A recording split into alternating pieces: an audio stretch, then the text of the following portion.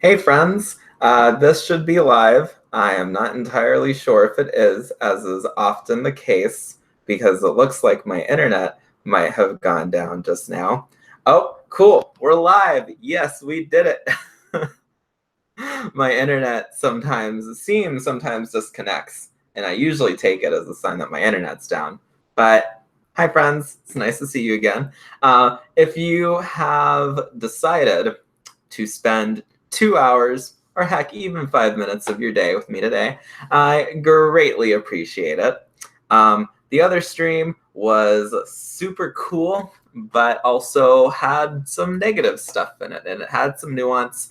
I recommend people check it out. But today we're here in this stream to talk about asexuality and dating. And that is a super fun topic that is never the cause of any heartbreak whatsoever. I'm lying. It's not. Entering the dating world as an ace person is a fascinating experience, to say the least. I actually quite like it. I'm going to move my microphone because I recognize that it might be a little bit hard to hear me because my microphone was very far away. And now it's not. But I am going to start this off by showing you guys the whiteboard, which is apparently a fan favorite.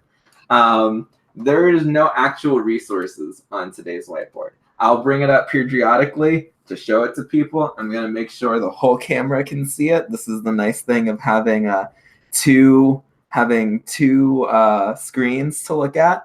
Yeah. Also, I'm an ace spec person. I'll talk about what that is in a little bit. This is, in fact, an ace space. All spaces that I am in are ace spaces. They might not be exclusively ace spaces, but at the very least, this is an ace space. And I want to, before I go any further, I want to thank two super cool compadrexes, Sash and Jamie. And Sash, if I did not pronounce your name correctly, let me know. But both of them became Patreons today. And I don't know if we're supposed to say patrons. I've always just said Patreons. That might just be me being a dummy. If it is, that's fine. Consider it a quirk. But today is a day where we talk about what it's like dating as an ace person. I am ace. I am asexual.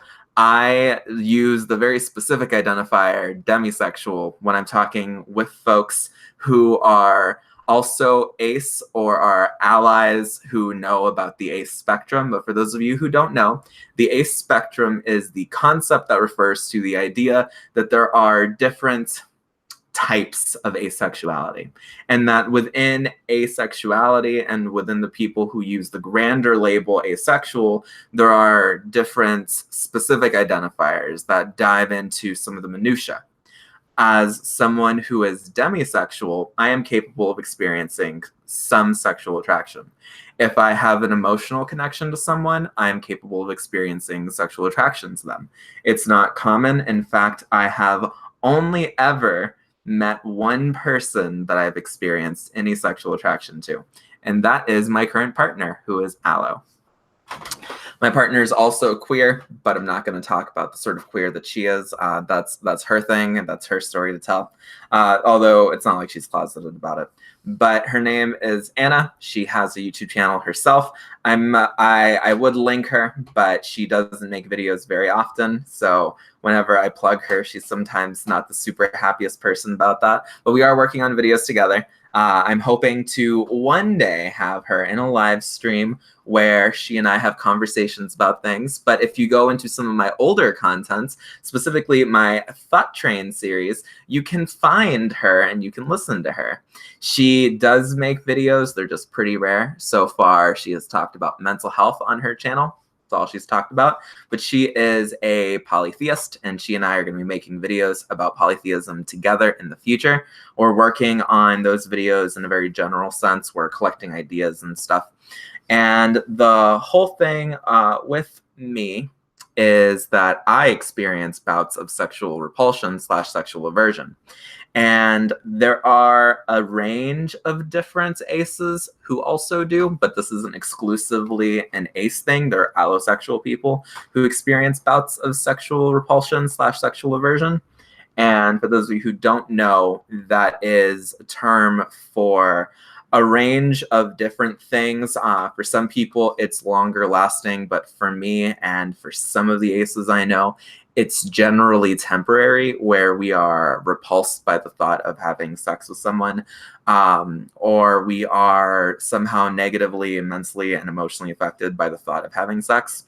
This is something that is deeply personal, and most ace folks don't feel particularly comfortable talking about that in the way that I'm doing, which is fair. But this is me talking about what it's like dating, and most of my partners have been allosexual. I've only ever dated one asexual person, and that was a good relationship, but that person and I were both very busy and it was difficult, so broke it off. And it'd be like that sometimes. And I think that some ace folks are going to want to date other ace folks. Some ace folks are more open to the idea. And for demisexual people and for demi-romantic folks, oftentimes who we date depends on a range of things. In this video, I will be a little bit candid and stuff. If people want to ask me questions, I'll answer questions to the best of my ability, talking both about my own experiences and talking more generally, but I won't be sharing anything that invades the privacy of other folks. I'll just be talking about my experiences and my thoughts. And part of the reason I want to do this stream is that as an asexual person who's out and open and is more than happy to be a resource, both for allies and for other aces, I get asked a bunch of different questions about dating as an ace person and about dating as a demisexual person. And also, hey Sassy, hey folks who are here, tomorrow Sassy and I, at this time, pretty much 24 hours from now, we're going to be talking about what it's like being queer ex-Christians. I would share the link in the description or in the chat thing, but unfortunately, I am not very organized and I have not yet made it. But if you guys follow me on Twitter, and if you don't, you probably should. It's where I'm the most active, and it's also where I'm the most lively. I tweet over at Luciano Writes and Luciano Joshua G1. Luciano Joshua G1 is my more professional account. Luciano Writes is where you can find me being me. And me being me is kind of a lot, but I do recommend that folks go ahead and subscribe to Sassy. Sassy is super dope. She is a queer ex-Christian just like I am. Tomorrow we're going to be here, and it's going to be super fun. And if you made thumbnails before your streams, for your streams, you are a badass and are super professional.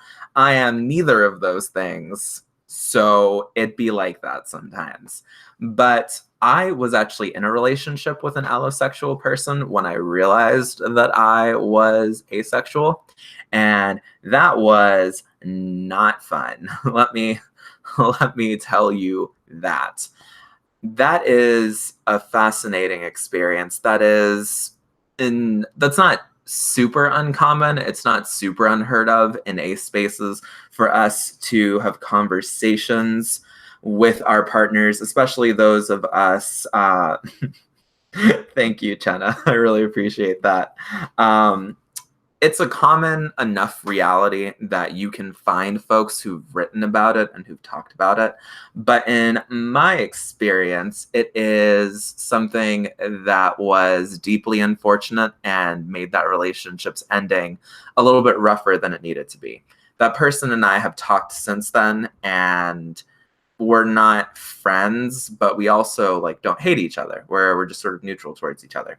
But it was very unfortunate because I was with that person for a very long time. And for those of you who don't know, demisexual is one of the terms that is generally heard within the asexual community, but is its own term. And if you are demisexuals, you have to have a deep emotional connection to someone before you can start to experience sexual attraction to them. And some people are going to say that that is not really a thing, and they're going to say that that is so common that that's just people being choosy. I'm actually kind of going to posit the opposite. I have a theory that because so many people say that this is something that applies to them and that they don't think that it falls within the label of asexuality or gray A, which is where some people say it belongs, that it isn't real. But the reality is that I'm going to say that maybe that is very common among folks, and people just don't know about that and thus aren't used to saying that that's a thing, because it is a fairly new term as far as I can tell. It's a term that definitely only started getting popular within the last 5 years at the very most. And also, yeah, Jamie just posted about gray A, which is asexual adjacent but not asexual. That's a term that's the way that I've heard it described.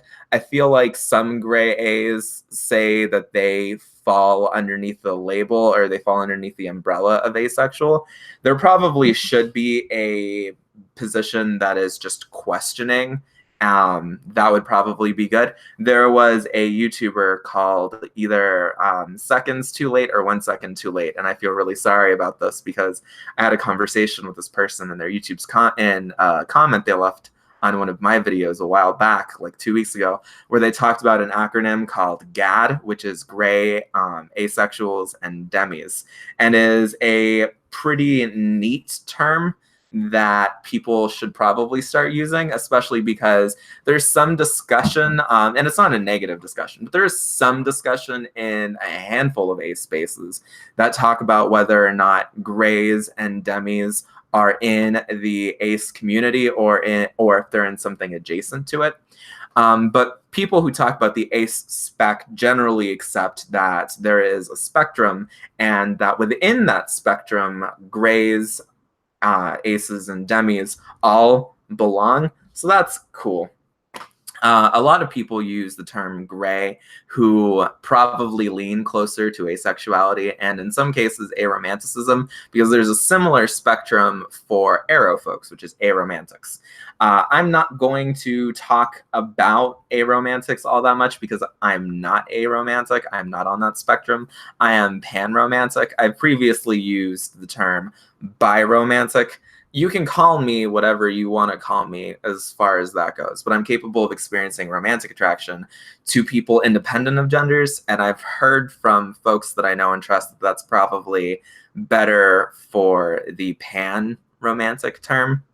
But yeah, so now I am going to start talking a little bit about what it's like for me to date, because I have had 3 relationships, counting the relationship I was in when I realized I was ace, since I've been ace. And I've also had interactions with potential romantic partners that were not the people that I started dating, that were not the people that I dated. And I'm going to tell you guys, being an ace person and dating is a minefield.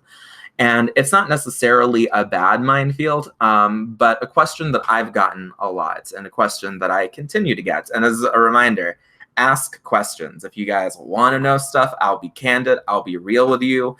I'm pretty open about this sort of stuff. So I have spoken, I've written about this stuff in some cases.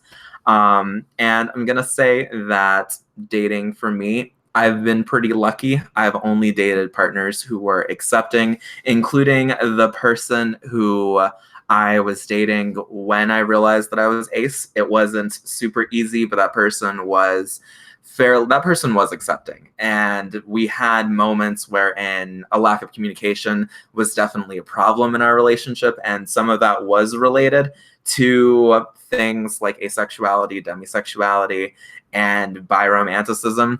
And that sucked. But that person was by no means acephobic. I've never dated someone who's been acephobic. I have had friends who've been acephobic, but I am no longer friends with those people in some cases. And in other cases, I've helped them start to think more critically about asexuality, about demisexuality, and about all of that. And there was a question that I saw asked by Jamie. And in my case, all of my relationships thus far have been monogamous. I have wondered about being poly. I've thought about it before. I'm not opposed to it personally. I think that some ace people who are dating non-ace people can find the concept of a sort of open relationship to be handy. And I know that there are a handful of folks who've written and spoken about that. If people are curious, I can see if I can find and share things publicly later on, maybe leave a comment wherein I share resources that talk about that. But I also know that I've spoken to a handful of ace folks whose identities I'm not going to be like divulging, but these are just conversations I've had with other ace folks that talk about the idea of being polyamorous as a way to ensure that their partners can have the sort of sexual needs that they have fulfilled, because us aces understand that allo folks do have sexual needs and desires, and we are considerate of this. And some of us have sex, some of us, not just people who are gray A or who are demisexual, but some of us who are just asexual, who are just flat out incapable of experiencing sexual attraction, go and have sex with their partners. And there are a range of reasons for this. There are a range of thoughts on it that the ace community has. I'm going to be honest with y'all, the ace community isn't perfect. I've definitely seen some ace people have negative reactions to the idea of having sex with their partners, and not just that, but also the idea of their partners having sex with other people, because there's nothing wrong with being sex averse. I know that I experience bouts of sex aversion. I would never shame people for experiencing that, and this is also not only an asexual thing, this is an allosexual thing as well. There are a range of reasons why it is that people might experience bouts of these sensations, but it is different to say that other people shouldn't be having these desires. And that's a very, very, very, very, very, very small portion of the community. But I've definitely seen people who talk like this. I've seen people who get frustrated and who feel like these things. And that sucks. But that is not the vast majority of our community. There are plenty of asexuals who date. There are plenty of asexuals who date allosexuals. There are plenty of asexuals who date asexuals. And there's lots of people who are sort of ambivalent about this. Wanting to date as an ace person can be hard, because the reality is, if you are an ace person and you live in a heavily allo community, especially if you live in a community that is hyper allo, then you can rightfully be worried about being rejected on the basis of your asexuality. And you can be worried about how healthy your relationships can be. And I'm going to be the first person to tell you that you can have healthy relationships without sex. You can. It is not for everyone. I'm not going to say that it's possible for every single person, but there are a lot of workarounds as long as you and your partner are open and honest with each other. And also, there are plenty of relationships that don't need sex. There are plenty of long distance relationships that have worked, that people have gotten married even though they started off or had to experience a long bout of being long distance. And being long distance doesn't mean that your relationship is devoid of sex by any means. I have had long distance relationships that have had sexual components. I am in a long distance relationship right now. You can have very sexually fulfilled long distance relationships. All of that stuff is possible. But also, you can absolutely have fulfilling long distance relationships that do not have any sex in them. You can also be having partners who have other partners and who go and have sex with other people. And as long as you guys are open and honest with each other, that relationship can be honest, open, and healthy. The reality is, if you want to date as an ace person, the thing that I recommend is being ready to be honest and open with your communication. And if you are someone who is willing to date someone who's asexual, then you should also be ready and be willing to have conversations, including hard conversations that aren't fun. Because the reality is, people have different needs. And I'm not going to judge allosexual people for needing their sexual urges to be fulfilled. I had never experienced sexual attraction once in my life until I started dating the person that I'm dating right now. And let me tell you, it is a different experience. It is definitely something that frustrates everyone involved. This stuff is hard. It's not easy. It's important that we have honest conversations about this, and that we be willing to be open. I do think that most of the ace folks that I know are ready and happy to have conversations about things like polyamorous relationships and about things like relationships that are open in a limited sense. I know that I've been willing to have this conversation with my partner. My partner and I have had this conversation. I'm going to start trying to answer questions. Unfortunately, for some reason, my YouTube chat thing went wonky, so there were some questions I didn't see. I'm going to start at the most recent messages, and then I'm going to go back up. So if you guys have questions, continue asking them.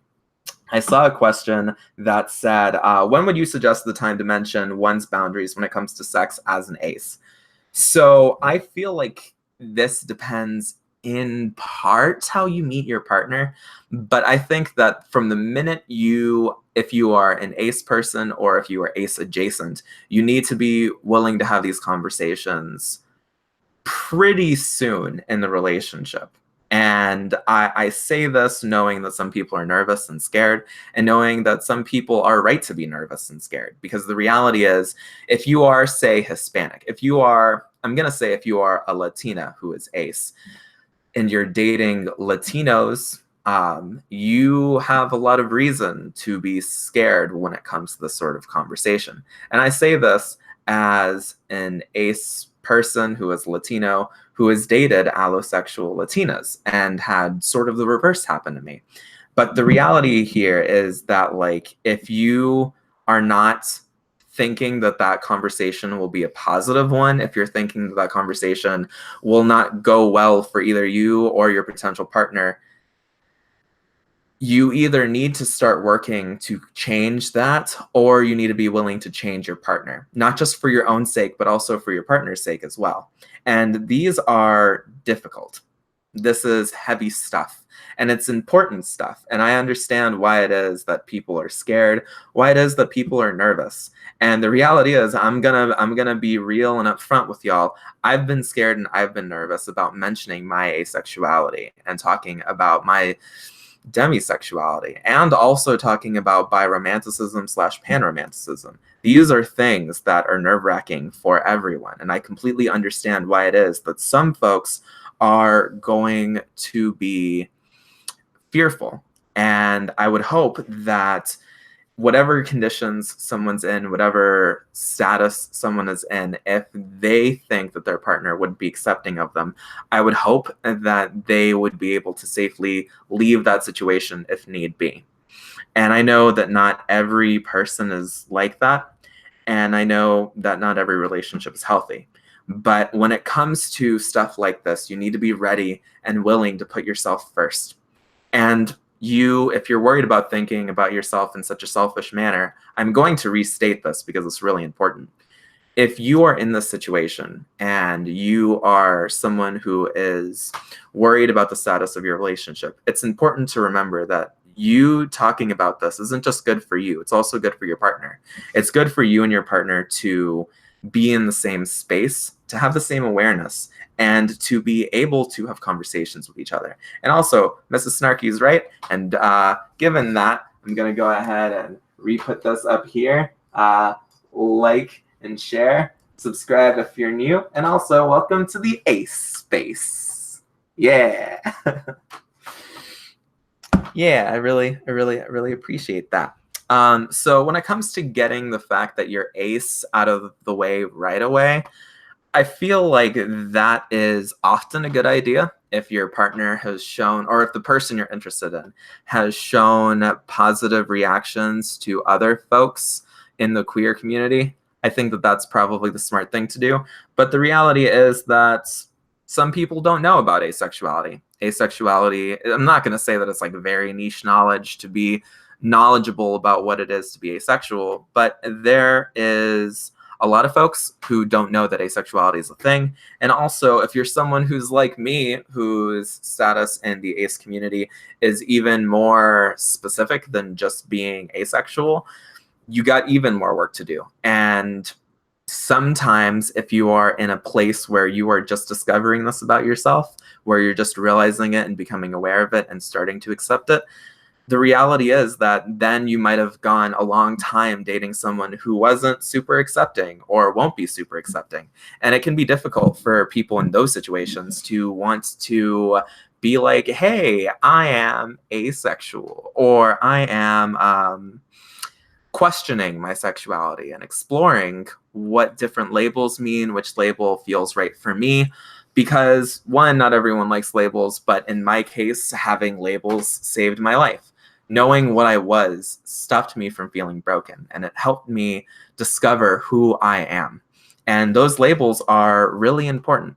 So it's also worth noting that if you are in a place like Tinder, which is something like Triatal was just saying in the chat, saying that you are ace in your profile is definitely going to be seen as a challenge to some people. Those people are not healthy people to be around. Those people are not healthy people to be in a relationship with. But sometimes those people won't come right out and say it. And it's important, I would say, in a perfect world, to market that about yourself and say that about yourself right away. But the reality is, in some places and in some cases, you are putting yourself in danger if you do that. And it's important that we be aware of this. And it's easy to think that this is something that applies only to, it's easy to think that this is something that only applies to women, but the reality is that there are men who've been negatively affected and who have been harassed because of this as well. Being an ace guy is difficult, and the challenges that it comes with are different than the challenges for being ace women. I'm not saying that one is worse than the other. I don't play that game. I've said that multiple times. Not just, well, I haven't said it in this stream, so I'm going to say it in this stream. But I've said that all over the place, said it in other streams, and I'll say it again. This is not about Oppression Olympics. This is about understanding the realities and the real problems that come with being ace and dating, especially because some of us are tempted to date folks that we don't know. And in some cases, that can actually work. I was with someone who I met and then started dating a week after I met them, and that relationship lasted several years, and that relationship was overall a fairly positive one. But that is not always the experience that people are going to have, and that's definitely not the most common experience. My experience was the exception, not the rule, and people need to be aware of this. And I would like to say that if you can know yourself, if you can be in a safe emotional and financial space when you start dating, especially as an ace person, that's definitely the best thing that you can do.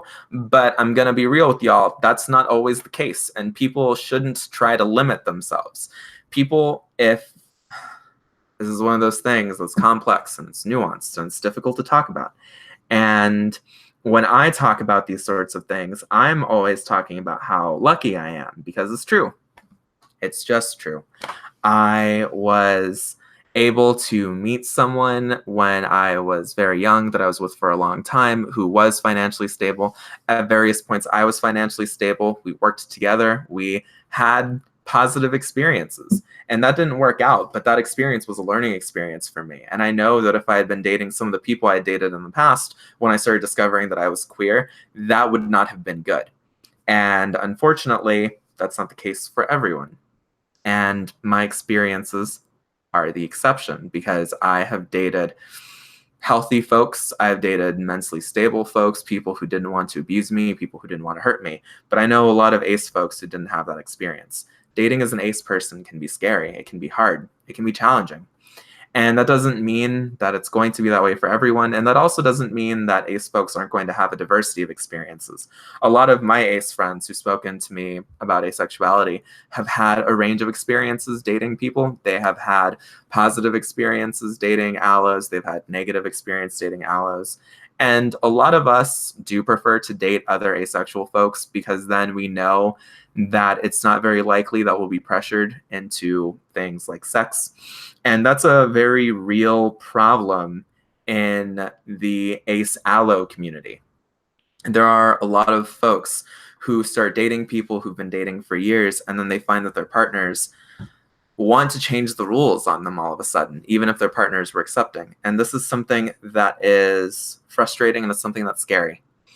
I know that it's an experience that can happen. And as someone who creates content for other aces, I want to be real with my ace audience, especially my ace audience that's younger, my ace audience that's just starting to enter into the dating world, and also my ace audience that is older and is just discovering their asexuality and is entering the dating world as their true selves for the first time, because it's hard and it's scary, and there's plenty of positive experiences out there. There's lots of good stories. I have a very good story, and I've never had to date someone who was negative, who wanted to hurt me, who wanted to try and change me. That's not a thing that I ever had to go through. But once again, I'm probably the exception. I know a lot of ace folks who very reasonably don't want to date allos. And that can be hard for allos who think of themselves as allies, and for allos who are allies, because they might not understand why it is that some of us haven't had those experiences that are positive, that were healthy. And I'm not saying that all aces are like this. I'm an ace who isn't like this. Most of my friends who are aces are not aces who are like this. And also, there are other aces on YouTube who aren't like this. One of my good friends, someone I'm going to be interviewing for Asexuality O'Clock, has been in a relationship with an allosexual person, and it's gone well for them. I'm not the only one. There are stories out there that can inspire us, that can be positive for us, and that can be healthy for us to hear. Because if we're scared, it's important that we hear both the good and the bad. And the reality is, if you want to know what sort of person your potential partner is, there is some value in, if you think you can do so safely, telling them and seeing how it is that they react, especially if it's early in your relationship or if y'all are beginning to think about dating. Because I usually, aside from the relationship that I'm in right now, I have a history of jumping into relationships. And that's not a bad thing, but the relationship that I was in now was the first relationship in a while wherein I had lots of conversations with my partner, and we talked about things related to sexuality and asexuality for a long time. We really got to know each other when we dove into the relationship. And it's funny because my current partner and I are high school sweethearts. And we didn't know each other all that well when we started dating the first time. And it was still a good, healthy, and positive relationship. But then when we started dating, now we knew each other even better. And it's been a fascinating experience. It hasn't always been easy for either of us. I have a feeling that if you got both of us to be candid on camera, things would be said and people would laugh, people would have fun. Both of us are very happy, but that's not to say that things are perfect. We definitely are very different people. Obviously, I'm an atheist, she's a pagan, but she's my best friend and she's the most important person in the world to me. And a lot of this is super great, and I'm super happy that this is the way that it is. But I also want folks to know that, like, being asexual isn't easy in an allosexual world. And it's going to take a while before it becomes a world that is both asexual and allosexual. And we're going to have to fight for that every minute of every day. Our existence, us being ourselves, is an act of resistance. And it's an act of justice and of joy. And that doesn't mean that it's super easy, because I'm going to be real with y'all, being an ace content creator. I'm a small ace content creator, and I've gotten trolls. And I often, when I see super negative comments, when I see comments that are obviously bait and stuff, I ignore them. I sometimes don't let them through. But there are definitely people who want us to question our asexuality. There are definitely people who want us to think that we don't exist. And we're going to experience that, at least some of us are, when we start dating.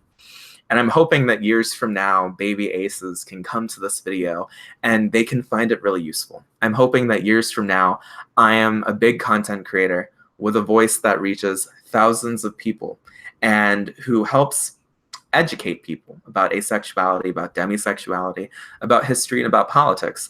I'm hoping that little aces can come over here, and little arrows as well can come onto some of my other videos, and they can be like, hey, these videos really helped me. These videos made me feel safe. These videos made me realize the reality of the situations that I was in positive and uplifting ways, because I think that there is the potential there. I think that ace content creators have the potential to be incredible voices and have the power to save lives. My life has been saved by other ace folks. I'm going to be real with y'all. Because when I was first realizing that I was ace, I felt broken. And I wasn't in a healthy mental space. I was in college and things were tough, and that compounded with me discovering that I was queer and me accepting it for the first time, because a part of me always knew, but me accepting it for the first time was hard, and it hit me like a ton of bricks. And I'm hoping that me being here and talking right now and using my voice helps make that experience easier for people in the future, because I don't want people to go through what I went through. And it is really, really tough, and it's getting me emotional thinking about it.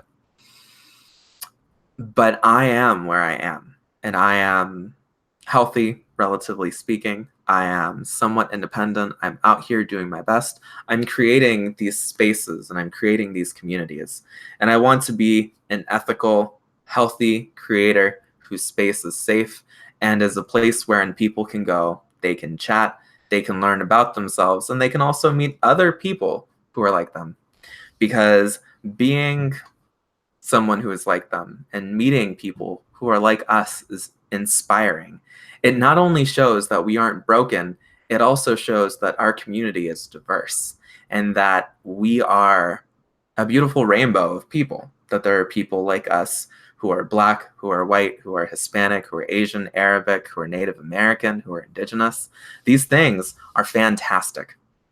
And I think that my space is fairly positive. I just hope that I can continue to keep it positive as I grow, especially because lately I've been growing a whole lot. I'm already almost at 420 subscribers.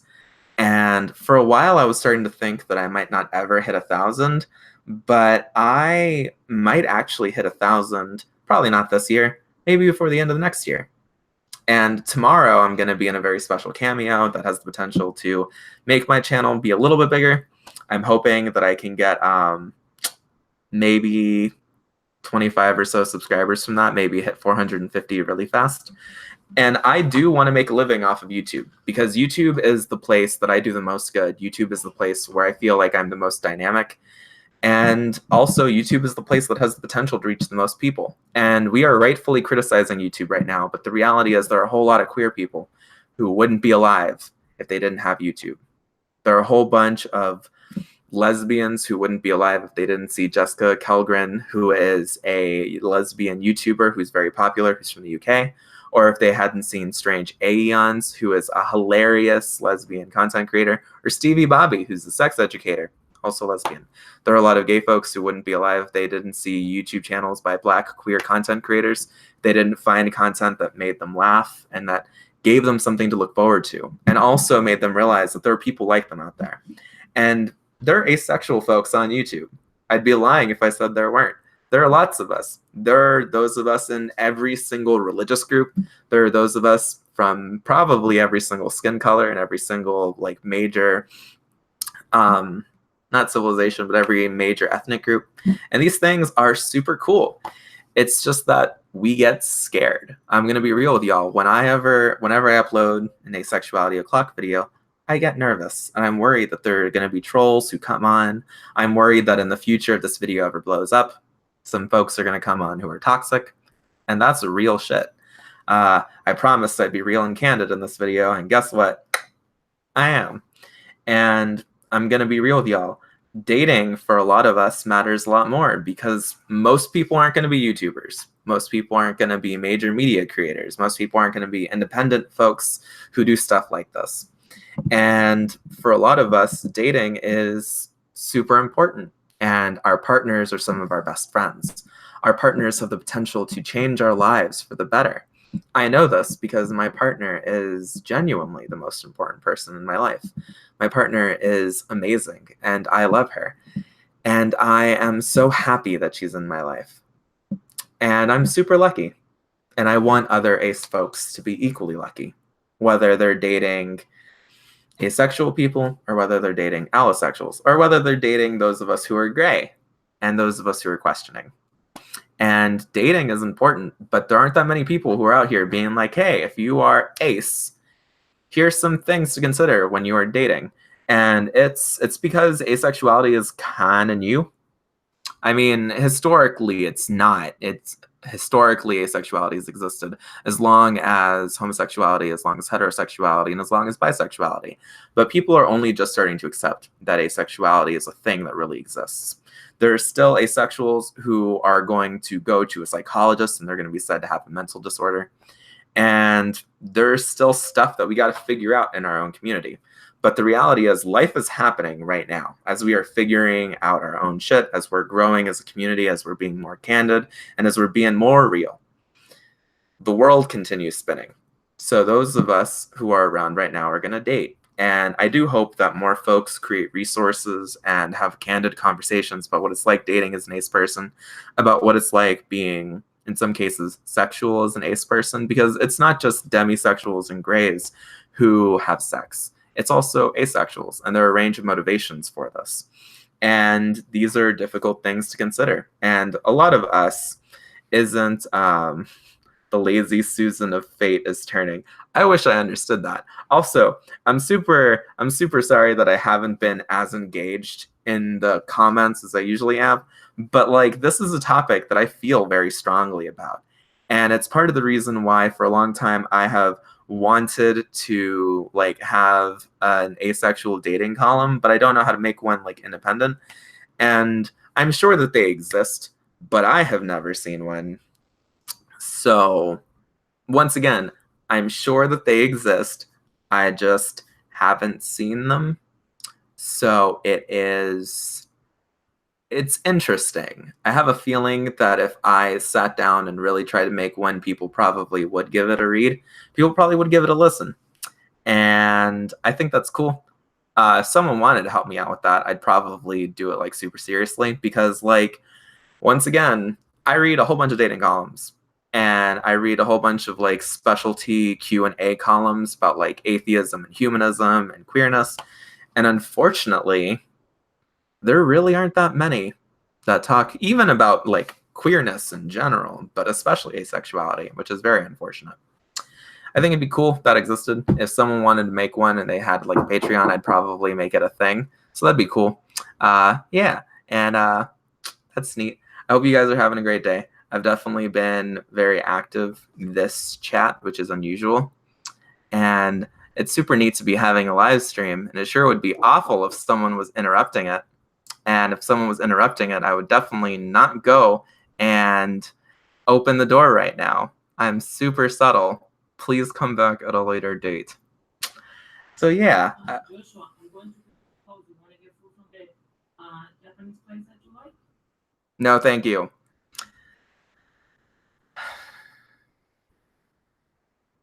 I'm glad that this live stream has been going on as long as it has. Also, this is one of the fun things that happens when you are someone who's trying to be an independent content creator.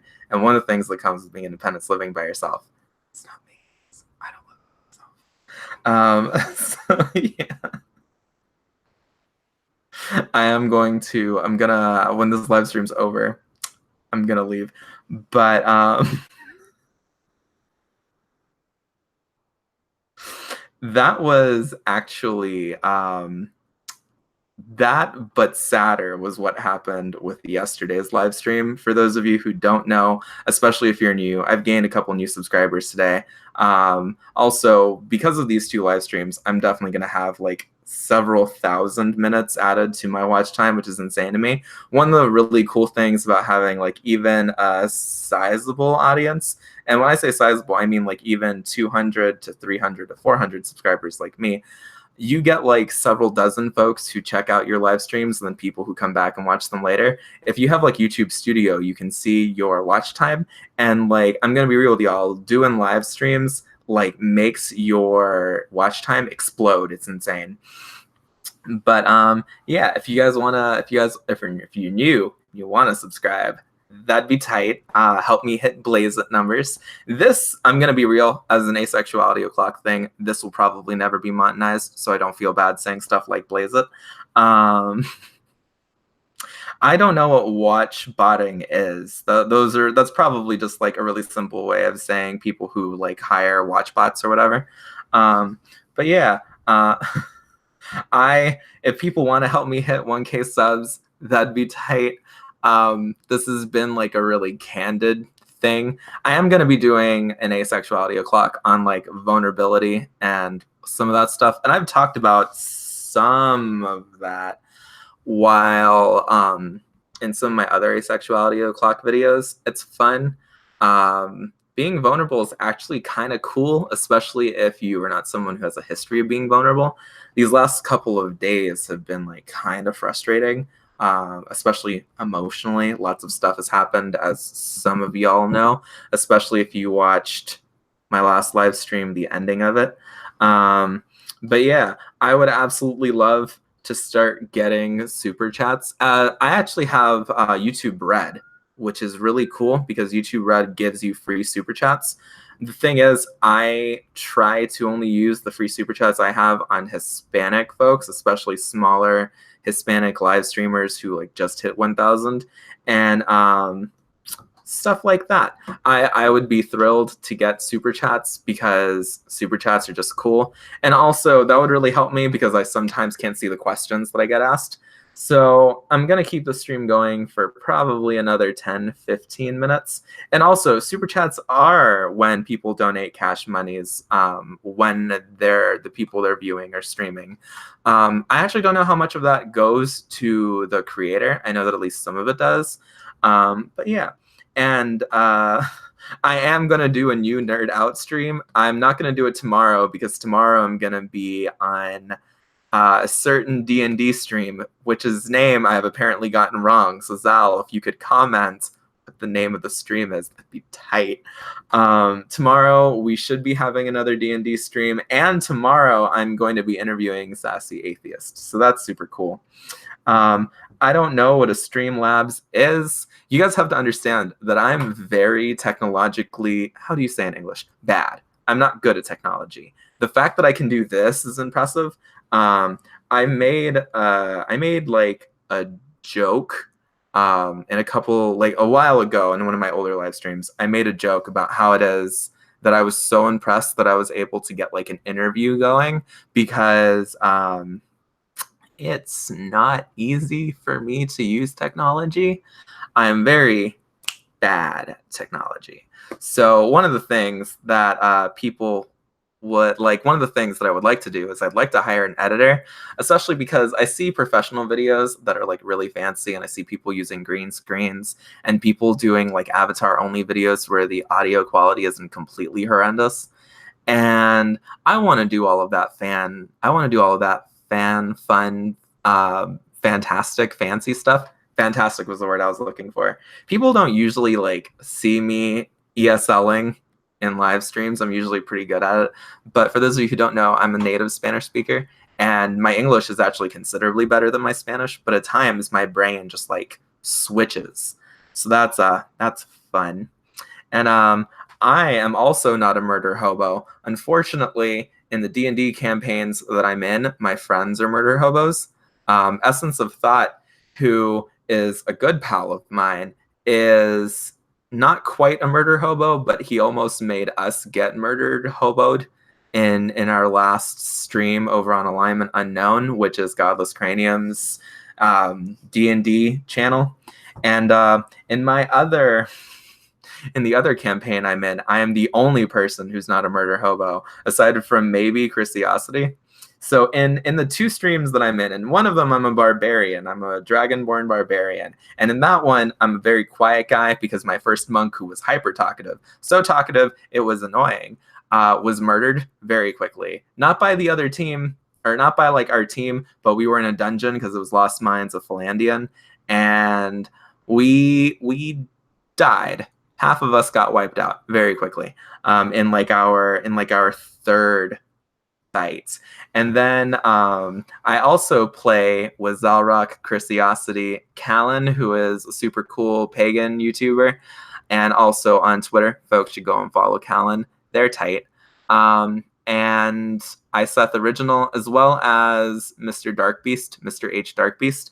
I am the bard in our group, and I'm also apparently our team talker, which is funnily annoying to people. And it's funny because in real life, not a talker. It seems impressive to people that I'm very quiet in real life, aside from to Anna, who I talk to because Anna is someone I like talking to. And most of the time when I'm in social situations, I don't want to be there. And as someone who, as someone who is not social, talking isn't fun.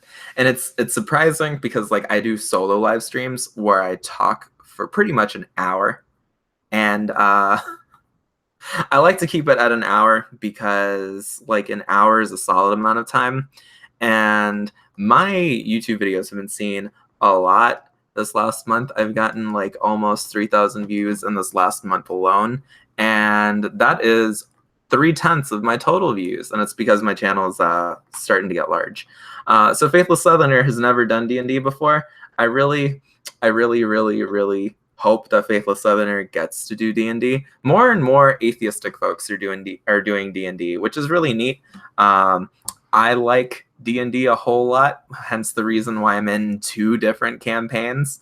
And yeah, also, Iseth Original plays a rogue, and Iseth Original is remarkable at murdering things.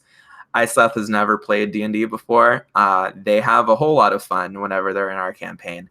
And Iseth Original, for those of you who don't know, is, I believe, the wife of YouTuber Logic, but she's also a YouTuber herself. Her videos are cool. I want to play Shadowrun. I have never played Shadowrun or World of Darkness, and I know, but like I play D&D with a whole bunch of different people, and my friends and my pals are all over the place. I'm a neutral person, so apparently people can get along with me, which is weird because I'm far more social justice warrior-y than most of my friends. So I'm always surprised when people can't. Well, I'm always surprised when people who like disagree with me on a whole bunch of stuff find me. Oh,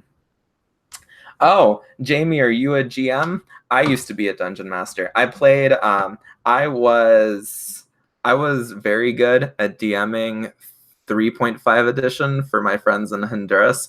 We had like a club. We originally had a club that was all about mythology, and then we just started playing D&D, and it was fun.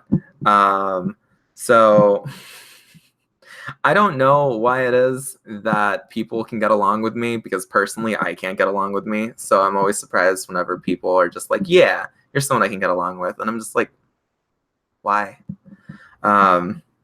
I get people not liking each other, and I get why, and I get that people have like had bad interactions with each other. All I'm gonna say is that I don't pick who it is that I play D&D with, and I understand that that frustrates some people. I like D&D, and I know that some members of our community are toxic. I'm going to be real with you. Whether you're in this community and you consider the community that I'm part of in an active time to be the asexual community or to be the atheistic community, there are toxic people. I'm going to be real with y'all. There are people who aren't good. And I'm not endorsing people. That's part of I think that that's one of the big things that I've always been good at. And that is not great. I understand why it is that people don't like that. I'm a historian. I get the whole neutrality is complicity. I think that's fair. And I think it's okay for people to be frustrated with me for some of the friends that I have. I just hope that people don't, I guess. I just hope that it is that people don't think of like these friendships as something that neutralizes the good that I do, because that's not true. The good that I do is I speak to marginalized folks, and the reality is as a Latinx person, I'm not going to do the whole oppression Olympics thing. I'm just going to say that I like the space that I'm creating, and that whenever I see people being toxic, I delete them. That's real. And that's something I've done. There are people who are not fans of me in the atheistic community and in the asexual community, and I get it. I think that people's criticisms of me as a person are fair. I think that people thinking that I'm too quiet about some of the stuff, I think that's fair. But I think that I just do my best. I think that all of us do our best.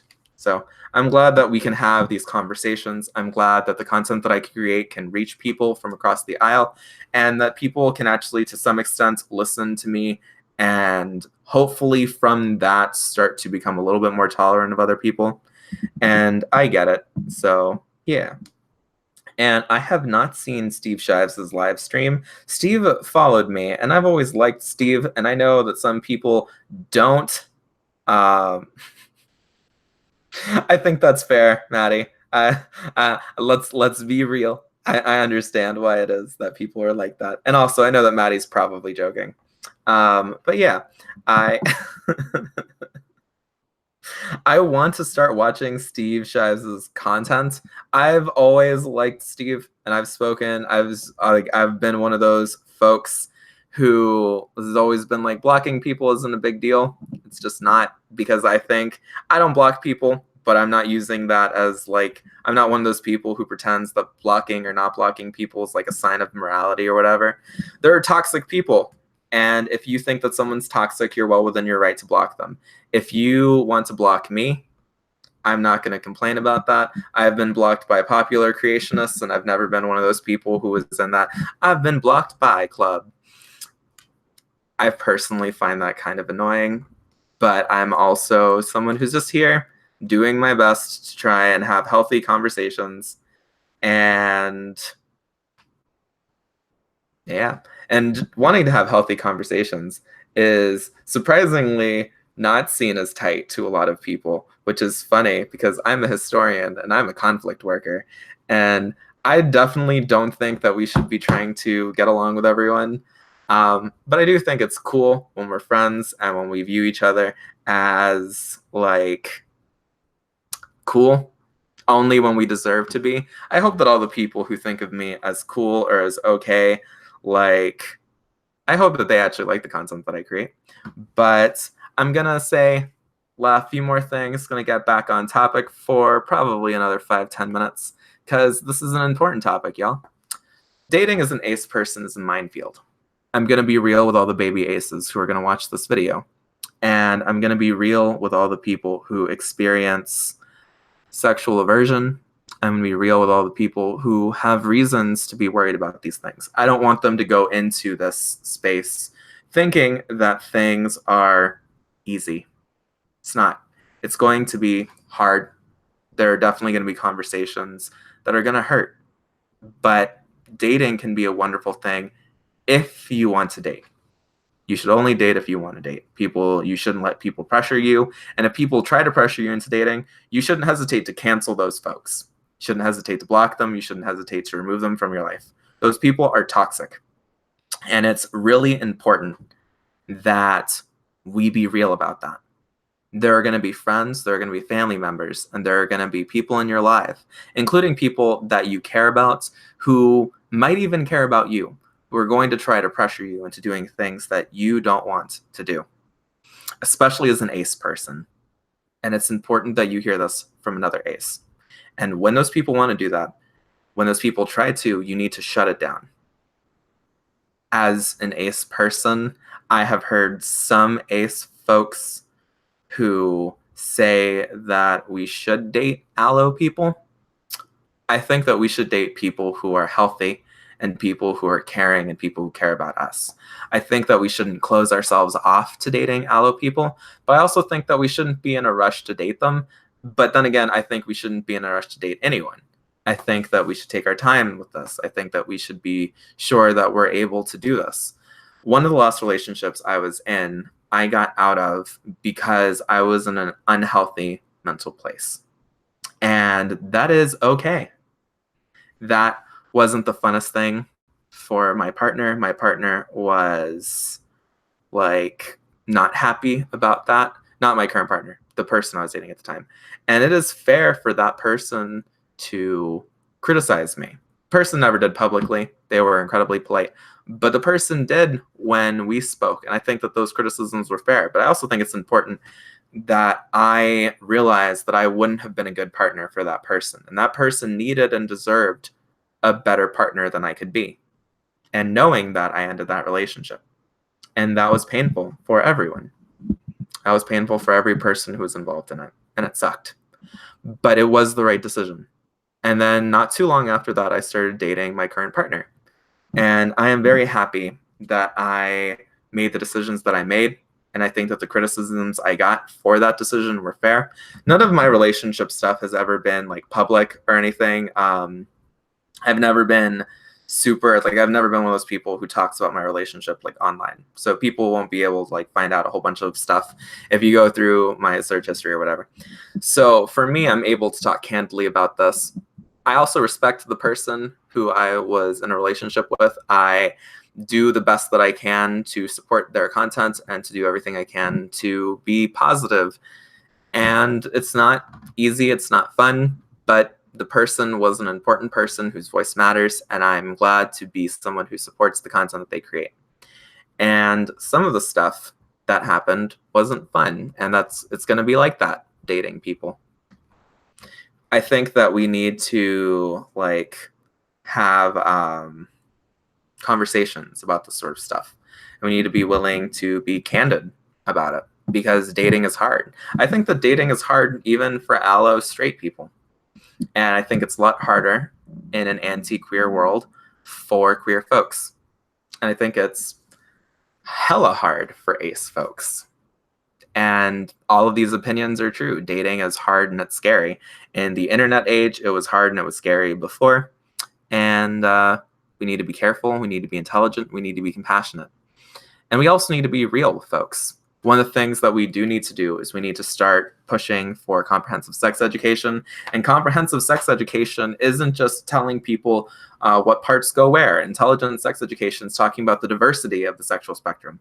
And unfortunately, there is no place in the United States that I'm aware of that actually has comprehensive sex education. And when I say comprehensive sex education, I actually mean comprehensive sex education. I don't just mean sex education that talks about the allos. I mean sex education that includes the aces and the gads, the gray aces and demis. There is no sex education that I'm aware of that talks about this. And that sucks.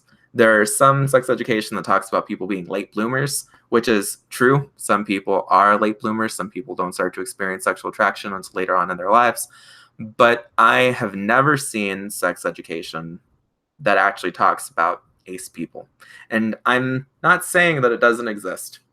I'm saying that I've never seen it. If I am wrong, for the love of all that is good and secular, let me know.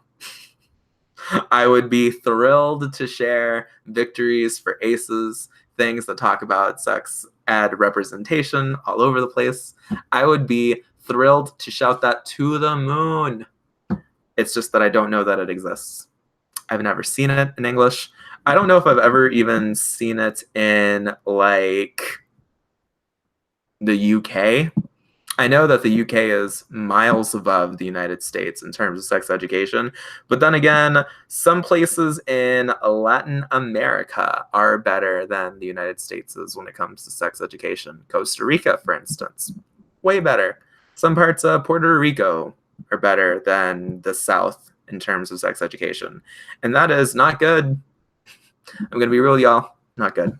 Also, if you want to hear fun stuff about sex education and the lack thereof, I did a thought train with my girlfriend where we talked about what it's like being in the South and being queer folks and the low quality sex education that we received.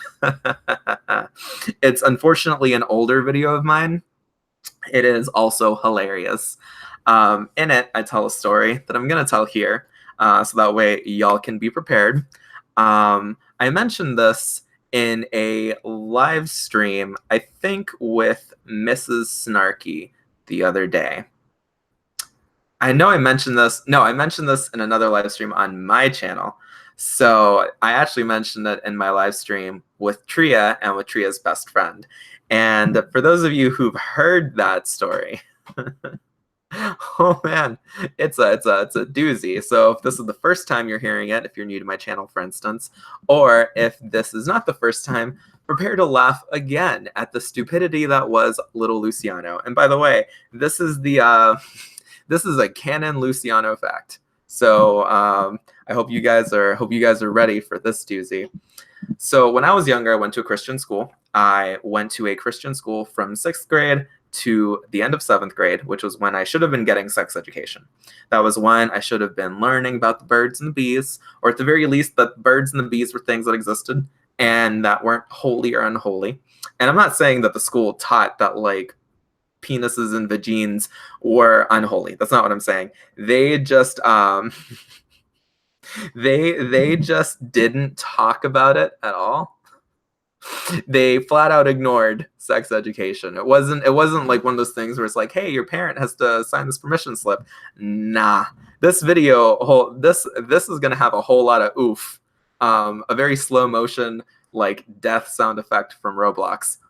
Oof. And you guys are gonna, like, cringe when you hear it, and you're gonna be shocked at the metamorphosis that is me. So when I was in 6th and 7th grade, I didn't get any sex education. When I was in 8th grade, I got a little bit of sex education, but it wasn't about sex. It was about the reproductive system, because the actual sex education that I should have gotten was the sex education I should have gotten in the 6th and 7th grade. That is not what happened. So one day when I was in the 10th grade, for those of you who know that I was raised partially in Honduras, this was before I went to Honduras, this was when I was still in North Carolina, my mom asks me if I knew how babies were made. And I can already hear y'all cringing internally, because I have a feeling some of you, just from that, know where this story is going to end. So I told my mom that a lady gets pregnant when when a man takes his penis and sticks it in her butt.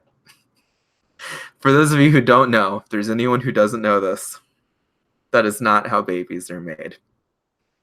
That is very wrong. Well, my oh no, so my mom did tell me that that was incorrect, and she told me how it actually happened.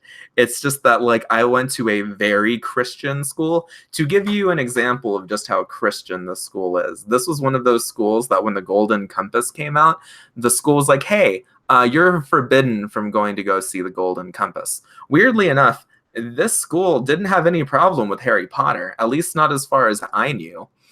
And that's weird, because, like, the 6th Harry Potter book came out when I was in this school, and there were people who read it, like, in front of me. None of our teachers ever gave them a hard time. I read D&D books in front of these teachers. That was the first time in my life I started getting super into D&D. I got into D&D in phases. But yeah, that massive oof that y'all could hear, like, I could hear it from here. I have friends in like Iowa who are oofing internally. So and apparently the high school that I went to had abstinence-only sex education. And this is consistent because that school was in Georgia. But I didn't know this because as a senior, I didn't take sex education in that school. But Anna, my girlfriend, did take sex education in that school. She was in that high school her entire high school time. And she... yeah, just oofs intensify. So yeah, it is really weird to me, like, how, like, off the wall that school was. Like, the more I talk about it, I have a plan in mind to have a live stream series wherein I talk with other secular folks who went to Christian private schools, and I'd like to eventually expand it to people from all over who go into who went to, like, religious private schools. And I really wanted to hear, like, other people's stories. The school that I went to deeply affected me because, and I've talked about this when I've talked about, like, being queer before, there was a period wherein I was a self-hating queer person because I've always kind of known that I was queer, but I didn't really accept it. But yeah, Tria's right. You guys should listen to that. If Tria wants to plug that video right now, that would be acceptable. I think it'd be cool to talk to Mr. Atheist. I saw that was a comment that someone made just now. That'd be cool. But I think that was a fun way to end this video, just allowing everyone to oof.